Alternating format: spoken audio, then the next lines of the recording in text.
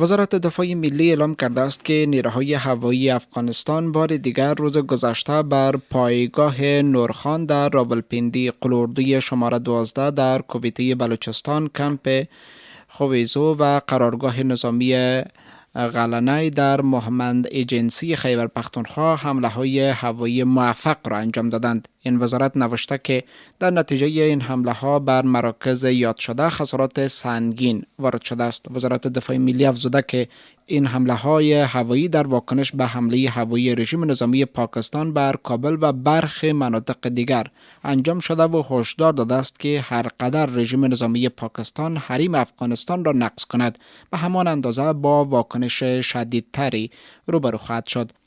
برای بحث بیشتر در همین مورد جنرال صادق شینواری آگاه امور نظامی را از طریق تلفن با خود داریم و بیشتر در مورد این موضوع با اونا بحث میکنیم. شینواری صاحب سلام به شما، خوش آمدین به برنامه. ما سلام و احترامات تقدیم میکنم به شنوندگان عزیز رادیو هوریت و همچنان به همکاران تکنیکی شما و به شما هم. سپاس شینواری صاحب، ممنون از اینکه وقت دادین.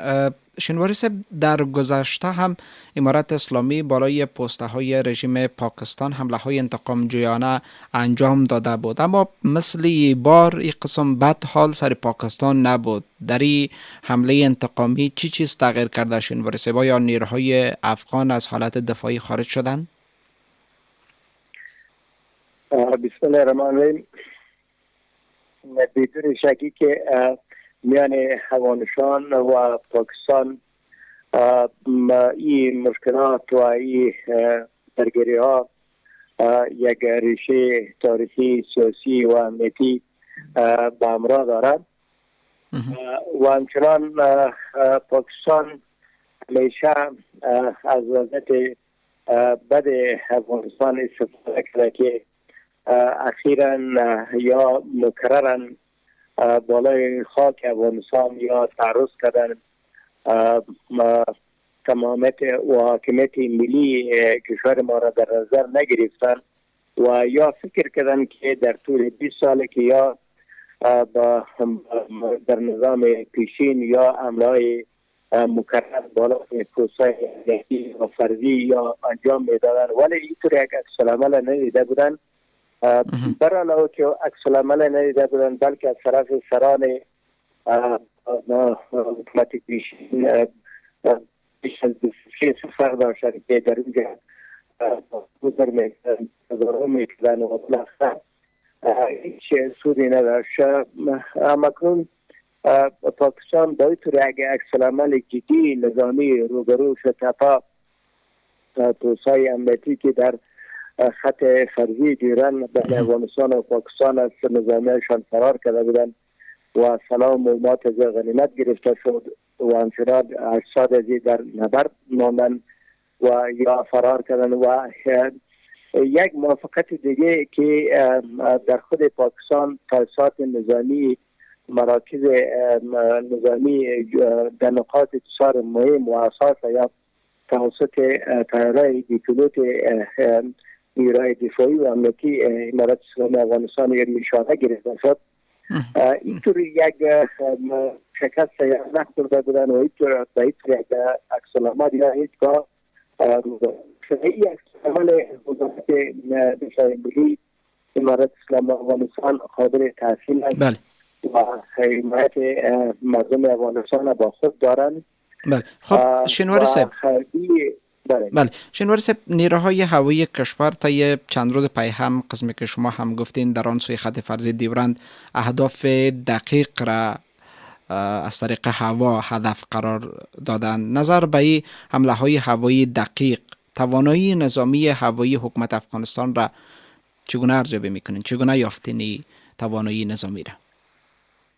خب توانایی نظامی یک کشور، خصوصا کشوری که درگیر جنگ باشه، درگیر نبرد باشه با یک کشور که یا در یک جهان باشه، از ابتدا یا بی‌واضح و روشن میشه که هم نیروهای دفاعی و امنیتی افغانستان هم از لحاظ تئوری هم از لحاظ تجربه به یاد خالیست که ضربات سنگین را با سنگرهای نظامیان پاکستان وارد بکنند، نه تنها که یا ضربات سنگین را با سنگرهای زیاد در خط فردی یا وارد بکنند، یا عملا در اون استراتژیک پاکستان که در اونجا ساعت نظامی تحت یک کوشش خاص امنیتی با رادارهای خاص مدافع هوایی قرار دارد، در اونجا این تیاران میرن و در اونجا عملات هوایی انجام میدن. خود ثابت کننده از این است که هم از لحاظ جرأت و جسارت و روی عالی نیروهای دفاعی امنیتی افغانستان برخوردار است و هم از لحاظ تجارب و امکانات و تجهیزات مدرن که فعلا در دسترس دارند یا توانستند که در اینجا با نیروهای نظامی پاکستان یا سراسیمه بسازند یا را مجبور به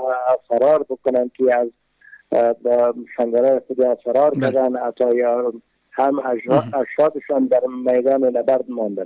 خب شنواری صاحب، چی چیز باعث ازی شد که امارت اسلامی با تمام توان و امکانات علیه رژیم پاکستان حمله انتقام جویا نکنه؟ چی چیز امارت اسلامی را مجبور کرد که این حمله انتقامی متفاوت تر از حمله های گذشته باشه؟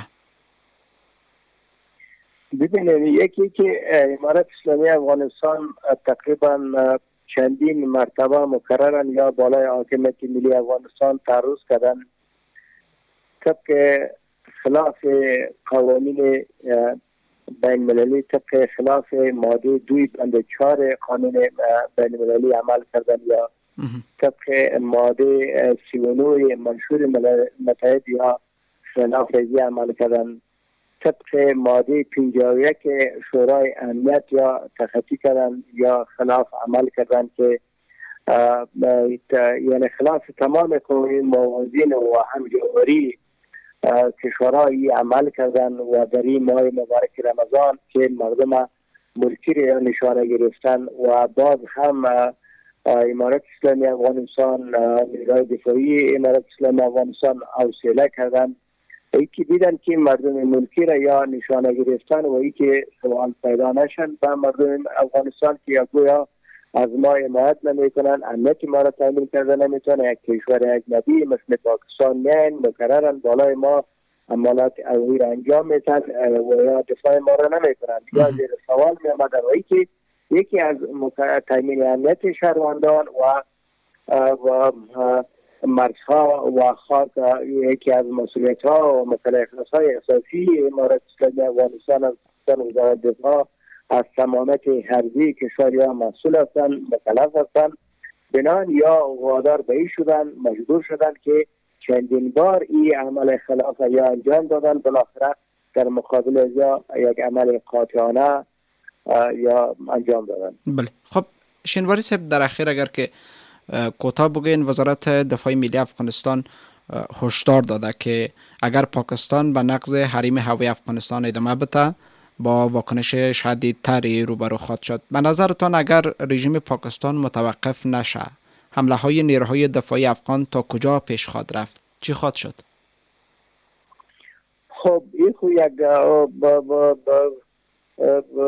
سوال واضح است که اگر پاکستان همچو اینمی این را تکرار بکنن، هماکن تأسیسات دولتی و غیر دولتی و تأسیسات نظامی و همچنان هماکن غیر نظامی مردم ملکی را نشانه بگیرن، بازی عمل تکرار بکنن، این واضح است که یا به عکس العمل جدی‌تر روبرو خواهد شدن و اگر این تنش‌ها دوام بکنن، این به نظر ما به سود هیچ یک جناح نیست، بلکه در اینجا اقتصاد و روابط سیاسی و همچنان امنیت افغانستان و پاکستان با خطر مواجه میکنن، روبرو میکنن و همچنان این فاصله دیپلماتیک و روابطی که بین افغانستان و پاکستان از دیگه هم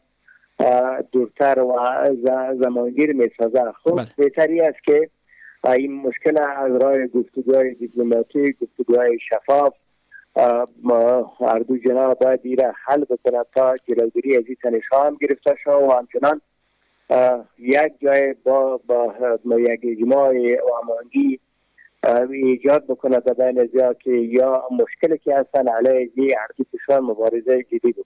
سپاس شنواری صاحب، ممنون از که فرصت دادین و در بحث مشترک کردین. وقتتان بخیر باشه. خدا نگهدار.